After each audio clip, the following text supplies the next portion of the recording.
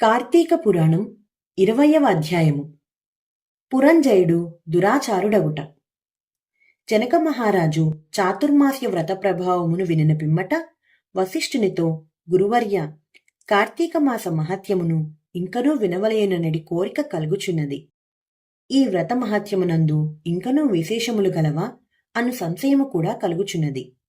ఈ నా సంశయ నివారణ కొరకు మరిన్ని ఉదాహరణములను వినిపించి నన్ను కృతార్థునిగా చేయుడనెను.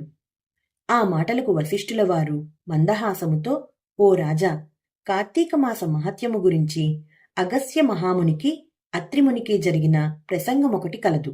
దానిని వివరించదను, ఆలకించుమని ఆ కథా విధానమును ఇట్లు వినిపించిరి. పూర్వమొకప్పుడు అగస్త్య మహర్షి అత్రి మహర్షిని గాంచి, ఓ అత్రి మహాముని, నీవు విష్ణువు అంశయందు పుట్టినావు. కార్తీక మాస మహత్యము నీకు ఆమూలాగ్రముగా తెలియను, కాన దానిని నాకు వివరింపుము అని కోరెను. అంత అత్రి మహాముని, కుంభసంభవ, నీవడిగిన ప్రశ్న వాసుదేవునికి ప్రీతికరమగుటచే ఉత్తమమైనది. కార్తీక మాసముతో సమానమగు మాసము, వేదముతో సమానమగు శాస్త్రము, ఆరోగ్య సంపదకు సాటియగు సంపద లేదు. అటులనే శ్రీమన్నారాయణి కంటే వేరు దేవుడు లేడు. ఏ మానవుడైన్ను కార్తీక మాసమున నదిలో స్నానం చేసినను, శివకేశవుల ఆలయమందు దీపారాధన చేసినను, లేక దీపదానం చేసినను కలుగు ఫలితము అపారము. ఇందుకొక ఇతిహాసము వినుము. త్రేతాయుగమున పురంజయుడను సూర్యవంశపు రాజు అయోధ్యానగరమును రాజధానిగా చేసుకుని రాజ్యమేలుచుండెను. అతడు సమస్త శాస్త్రములను చదివి పట్టాభిషిక్తుడై న్యాయముగా రాజ్యపాలన చేసెను.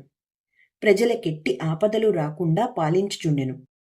అట్లుండ కొంతకాలమునకు పురంజయుడు అమిత ధనాసచేతను, రాజ్యాధికార గర్వము చేతను జ్ఞానహీనుడై, దుష్టబుద్ధి గలవాడై, దయాదాక్షిణ్యములు లేక దేవబ్రాహ్మణ మాన్యములు లాగుకొని పరమలోభి అయి చోరులను చేరదీసి వారిచే దొంగతనములు దోపిడీలు చేయించుచు, దొంగలు కొల్లగొట్టుకుని వచ్చిన ధనములో సగము వాటా తీసుకొనుచు ప్రజలను బీతావహులను చేయుచుండెను.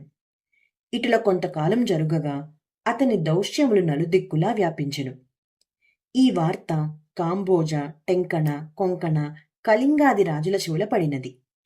వారు తమలో తాము ఆలోచించుకొని కాంబోజరాజును నాయకునిగా చేసుకొని రథ గజ తురగ పదాతి సైన్య బలాన్వితులై రహస్య మార్గము వెంట వచ్చి అయోధ్యానగరమును ముట్టడించి నలువైపులా శిబిరములు నిర్మించి నగరమును దిగ్బంధనము చేసి యుద్ధమునకు సిద్ధపడిరి.